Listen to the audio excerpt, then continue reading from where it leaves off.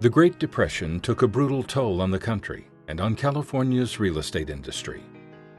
License renewals declined by half, and CAR's membership went from 4,000 members to 1,546 members, and the number of local boards shrank from 107 to a mere 66. After surviving the country's worst-ever economic depression, CAR's membership would rebound to more than 6,000 brokers, salesmen, and property owners in 1940. In one of its early legislative victories, the association successfully championed the repeal of a 1923 law that required real estate brokers to obtain a $2,000 surety bond to be in business, saving every licensed broker and salesperson $20 a year, a sizable sum during those hard times. In the 1930s, association committees addressed such issues as advertising of homes for sale, appraisal techniques, realtor education and ethics, multiple listings, property management and taxation, all still relevant today. In 1955, CAR celebrated its 50th anniversary. The next decade would bring the civil rights movement and CAR's efforts to address the changes that it would have on real estate. Once I got my license, I decided, the ideal place for me to go to work would be a very aggressive, a very attractive, and a very large office in the city of Compton. I went to her, and I was told that she would not be able to accept me in her office. Not giving me any reason as to why. It was the flavor of the times.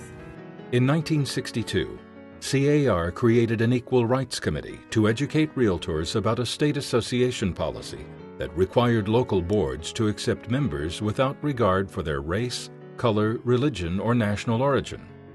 In 1975, the California Real Estate Association changed its name to the California Association of Realtors, and membership expanded from nearly 52,000 in 1970 to 84,000 California realtors in 1975.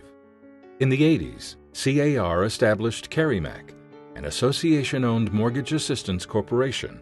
The 1980s also saw the election of the association's first female president, when La Mesa realtor Becky Schwab was installed in 1984. CAR closed out the 80s by successfully sponsoring two pieces of state legislation.